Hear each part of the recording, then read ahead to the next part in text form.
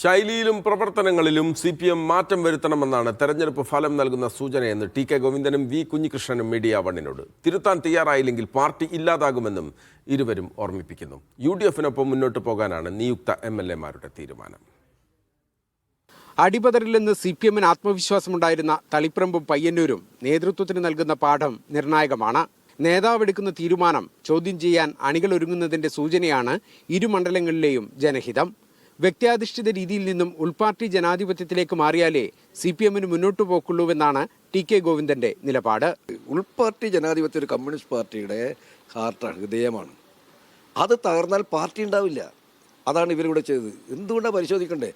തിരുത്തൽ നടപടി പാർട്ടി വിധേയമാക്കുമോ? ഈ പാർട്ടിക്ക് ഇനിയും ഭാവി ഉണ്ടാവും.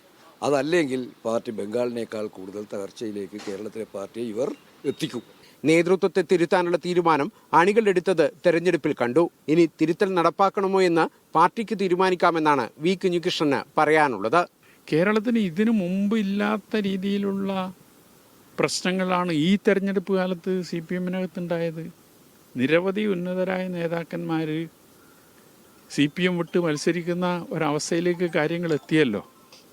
അപ്പം ഇത് ഈ അസംതൃപ്ത വിഭാഗങ്ങൾക്കിടയിൽ ഒരു ആത്മവിശ്വാസം ഉണ്ടാക്കിയിട്ടുണ്ട്.